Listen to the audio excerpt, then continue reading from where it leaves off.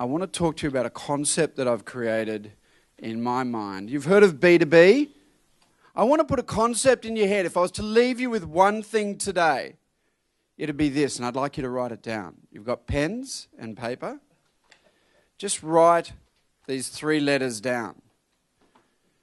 E to C. And if you take one thing away from today, with all respect to other speakers, one thing today, and it is E to C. Employee to consumer.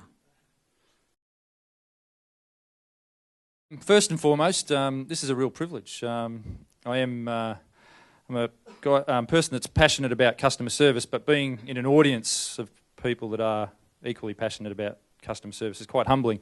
So it's a unique privilege to be able to come and tell the Telstra story, and that's what I'm going to try and do today. Telstra customers in the audience? Wow. Well, thank you. For us, it's mainly about the connection. And so one of the things we've talked a lot about is what is our real purpose? What is it that we are trying to do as an organisation? And we spend a lot of time talking about what that is and coming up with a view that what our purpose is really all about is creating this beautiful, brilliant, connected future for everyone. That's what we're trying to do. That's what we're trying to create as a Telstra team. For me, the customers are why we're here. No customers, no us. Less customers, less of us. And I think that's really the bottom line when we talk about customer centricity. We talk about customer experience. I relate it to a champion swimmer. You can improve your stroke and your time by a half a second and 1 second, and it all matters. It's the same with customer experience. You can make little steps for improvement. You can make big steps for improvement. But in actual fact, it is a journey, guys. It's something that we will always work on and will continue to work on. So when we talk about striving for excellence, we'll be continually striving, but hopefully we're doing better tomorrow than what we're doing today. What's interesting around the way that we're structured is a little different to some other organisations where we don't have a separate customer piece in our business because the customer is actually everything that we do. There are so many things that create a great customer experience. So the way you're structured is critically important, but it won't be your number one success factor. I think you can enhance culture. I think you can try and get the bits about your culture that are great to be more emphasised. And I think you can very slowly change culture. But I think you have to be very careful. And so one of the things that we're really focusing on is behaviours to counteract some of the things around our culture that we would like to really see change and to enhance the parts of our culture that are actually really fantastic. And I believe advocacy done well is the absolute key to growth. It's understanding that made me think about the future of customer service and where I think it's going. And my quick glimpse at it is that it is the DNA of your brand. It is the absolute reflection of what you are as an organisation. The experience is no longer an add-on. It's no longer just part of you. It is you. We have a 300,000 consumer panel. We've asked them, how important is service to you? What's the importance of loyalty? A third of the Australian population are loyal to nobody.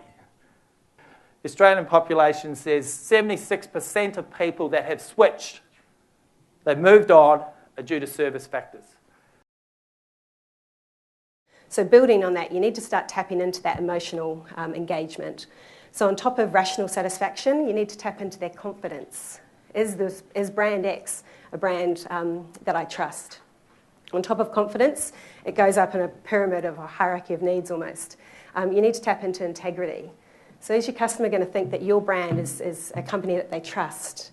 And if something does go wrong, do I think that I'm going to be treated fairly? And are we going to find a satisfactory resolution? On top of integrity is pride. Do I have a positive personal association with this brand? And then at the pinnacle is passion. So is this company irreplaceable in my life? Can I not? Is it a perfect fit for me? And can I not imagine my life without it? Well, from my point of view, what digital customer engagement is actually about, making it easy for our customers, it's about making it easy for our staff, and it's about making it easy for the overall organisation. And if our digital strategies, be they apps, be they online self-service, be whatever they are, aren't fulfilling those needs, they're sort of missing the point. Customers that have low effort will buy more and they will spend more. Customers who have to expend a high level of effort to deal with your organisation are far more likely to exhibit behaviour that's disloyal, i.e. not renew a contract, buy alternate services from other providers, those type of things. I get to talk today about something that I love and adore, a really awesome subject called gamification. This is a new and emerging space, but what I want to do as part of today is take away that sort of unfamiliarity and show you guys that you are already experts in this field, but you just haven't realised it yet. The telephone took 75 years to reach 50 million people. Angry Birds, 35 days. You know, we focus on the technology far too much. You can do it with a scrap of paper. If you want to learn this stuff, you can do it today, yeah? You don't need to wait. If you want to do the big stuff, call me, but otherwise use paper. We are purely an intermediary. And so what that effectively means is that the only thing that we have and the only reason you would use us is because of our service. That's a really different position from most people who, if you've got a great product and you've got rotten service, yes, you've got a problem, but at least you've got a good product. In our case, we've got nothing to fall back on. Having said that, when we did our happiness index, our overall score was 86%. With over 70% of people filling out the survey. However, when we said to people, do you believe that what you do makes a difference? 89% of them said yes. Maybe consistency isn't what you're looking for. Consistency of quality, sure, but consistency of experience, maybe not. People want to have different experiences, and different people can deliver different experiences.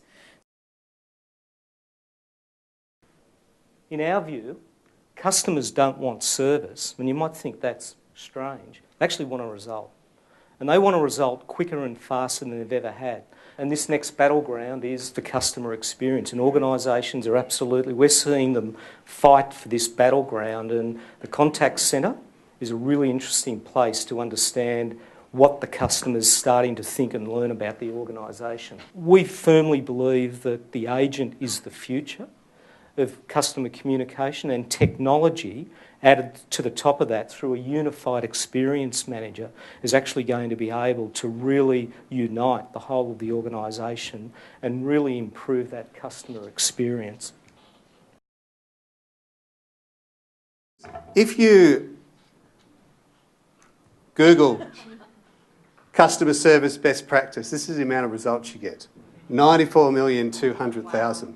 I want you to remember flowers, because then whenever you think of customer service best practice, you'll think of flowers and how you're a beautiful blooming flower, but you're not quite the same as another type of flower. You might look similar, you might smell similar, you might be a similar colour, but you're not exactly the same. And that's what you've got to keep in mind. The definition of insanity is doing the same thing the same way and expecting to get a different outcome. Now, that sums up a lot about customer service best practice. You can't just keep doing it. You can't just copy what somebody else did. You have to reinvent it. You can have all the skill in the world. The question is, can you access that skill? And more importantly, do you have the desire to access that skill? And you know what? I'd argue that's customer service. Everybody's got the capability. The question is, do they have the will or the want to do it? Let me share a thought with you. When someone's on a roll, what sort of results are they getting? What sort of results are they getting? Great results. When you get great results, how do you feel? Great. Fantastic. What happens to your behaviour, the things you say and do? Shoots up. Therefore, what do you end up getting? More and more great results. You'll all know it. Psychologists call it an upward spiral. It's not about your ability to talk a good game. It's about your ability to what? Deliver. Walk that talk. Deliver that result. You just heard it before. Folks, I've had a blast.